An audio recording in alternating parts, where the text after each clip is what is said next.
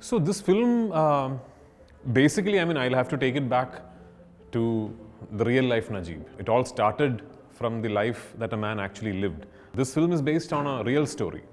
And not only is it based on a real story, the person who lived the life that you will see in this film is still very much alive and well amongst us, Mr. Najib Mohammed. Author Benjamin, who discovered or came to know of such a person, immediately wanted to write his life, document his life, and make a book out of it. And then Benjamin wrote a book called Aadjeevitam based on Najib's life, and that book was published in 2008. And it was an immediate success, smash hit. To date, remains one of the largest selling books in the history of Malayalam. And as soon as the book was released, I know for a fact that multiple filmmakers, actors, all of us had the thought running that, oh wow, this would make an epic film. But as destiny would have it, the person who got the rights to the book is director Blessy. And as luck for me would have it, Blessy thought I am the actor who should be playing Najib.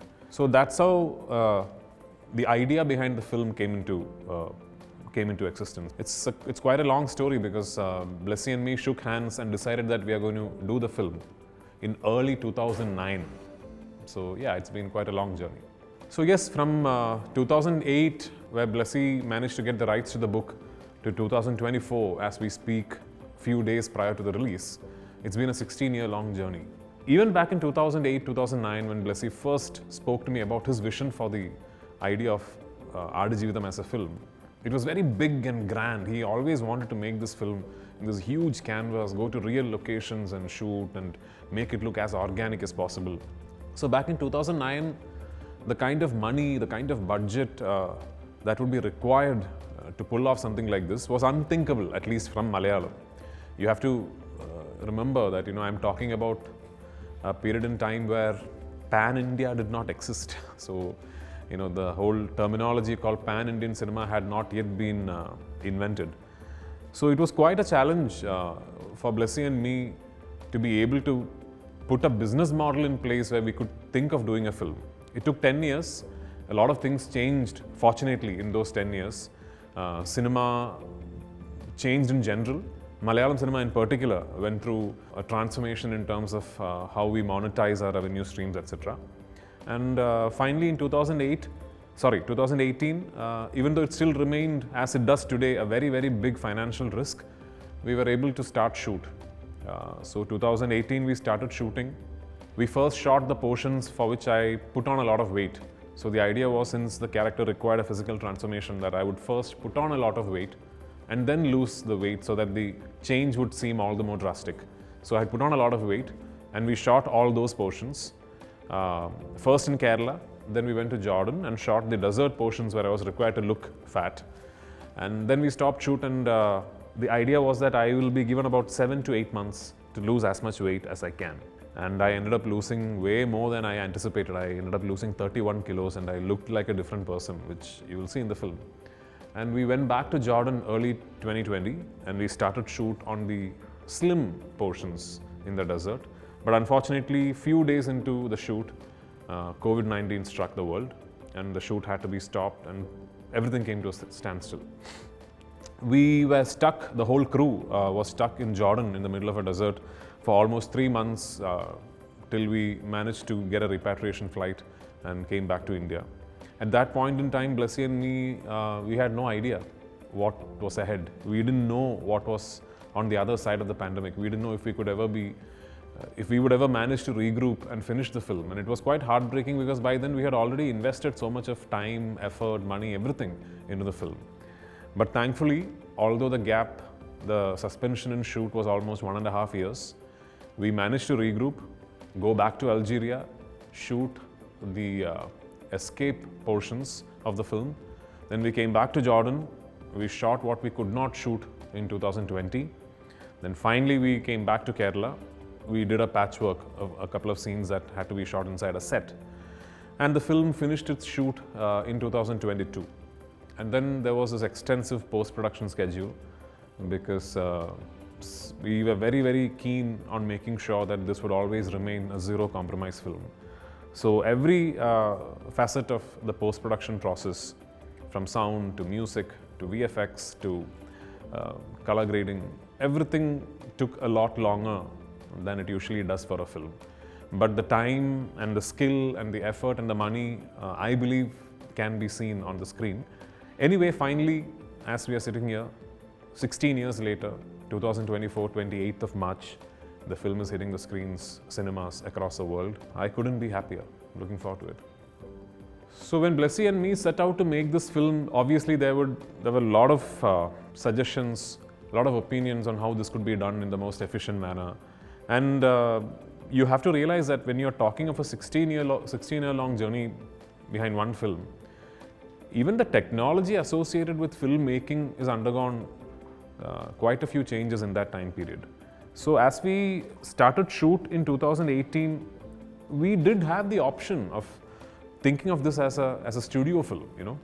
There were a few people who thought that we should actually put up the set of the Masera in the desert where the animals are held inside a studio floor and shoot it against green mat.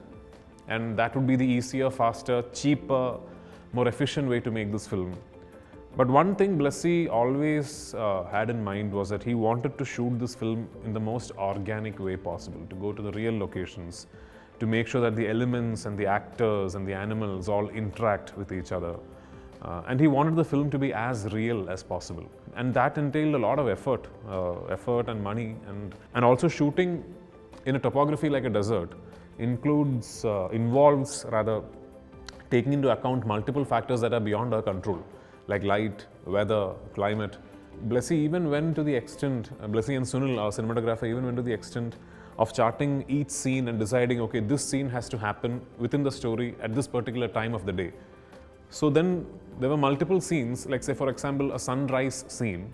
The actual sunrise light in the desert would only last for about 15 to 20 minutes as the sun is slowly peeping through from the horizon. When the sun comes up a bit, then it becomes very bright in the desert. So you would get about 20 minutes, 25 minutes of this actual early morning light, like just before sunrise. And there are scenes that need to happen in that light in the film. And this would be like one scene shot across 25 sunrises, you know, through 25 days. Same thing for a scene that we thought should happen when the sun is dead on top with absolute top light beating down on the actors. So we got that right. We made sure that the scenes that needed to be shot in a particular time of the day was only shot like that. There's a sandstorm sequence in the film. In Vadiram where we shot, we get these sandstorm alerts that at this particular date that you are in, you know, there's a warning for a sandstorm. And usually if there's a sandstorm alert, you do not go out. You don't shoot that day.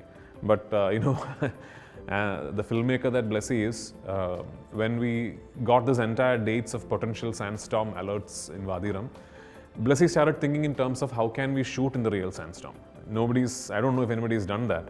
But the technical crew in terms of the camera operators and all, they said, it's impossible, the cameras and everything are going to get spoiled. But then Blessy said, no, I really want to capture the actual sandstorm, and if there's something that happens to the cameras, I'll guarantee that I buy you a new camera and all that. And we shot inside a real sandstorm. So the sandstorm sequence you see in the film, of course there is VFX involved, there is CGI involved, and not all the shots, but there are a lot of shots in that sequence that we shot inside an actual sandstorm. The primary thanks for that has to go to this one man called Blessy, our director. Because like you rightly said, all the others involved in the project, myself included, we have all done other films in between this journey, you know. But director Blessy for the last 16 years has been singularly focused on this one film. And I think it's his conviction, his laser-like focus, you know, his belief in what he's creating that led the team, that made sure that we were all traveling coherently in the same direction. And it's a privilege to have worked with such a visionary leader, such a world-class filmmaker who set aside such a big time, such a big phase of his life to create that one big masterpiece he wanted to. So that's truly inspiring for me. I think Goat Life is mostly about the resilience of the human spirit. And like most survival stories, the common foundation that all these survival stories will always share is the resilience of the human spirit. It's just one man fighting against all odds, all the adverse circumstances to make it out of there. And the fact that it is a true story makes it all the more incredible. More than anything, I think what you will connect with when you watch The Goat Life is that one glorious celebration of the human spirit and the strength of the human mind. I think you'll walk out of the theatres inspired. We are going through a time and age when I think the human mind and our resilience is becoming progressively fragile due to various reasons, due to the age and time that we are living in, due to the fact that our world sometimes exists in something that is not real, like the digital domain. You hear so many stories of people taking their own lives, say for instance, for reasons you think are not strong enough. You read these articles of somebody breaking up with a lover and then committing suicide. To put it in perspective, when you look at someone's life like Najib's, all the adversities that he had to go through, the circumstances that he had to fight against, the challenges that were posed in front of him, when an actual living man can take on so many odds and fight through it and survive them and reach the other end of it and then be able to tell his tale to the world, I think is a truly inspirational figure. More than anything, I think when you walk out of the theatres, I hope and I pray that you feel inspired in life. So this is not a film that has very many characters, but of course the few characters that are in the film all hold pivotal roles within the plot. There is of course Najib, the protagonist that I am playing. There is Hakim, played by this new actor called Gokul. That's a very, very important role in the film. A character called Ibrahim Khadri, extremely pivotal, played by Jimmy Jean Lewis, again a wonderful actor in the film. Then within the film you don't really name their characters because they are only addressed as arbabs, which I think literally translates to owner. So there are two arbabs in the film. The main arbab being played by Talib, again a great actor from Oman, and the other arbab being played by Rick, another wonderful actor from the UAE. Then of course there is Sainu, Najib's wife, his biggest motivation to fight, his biggest motivation to live through those tough days. And Sainu is played by Amla Paul. Then there are a lot of other characters. All of them hold a very small but significant place, mostly in the flashback of Najib's existence, of that part of the story where Blessy tells you who was Najib before he landed up in the desert. What did he leave behind?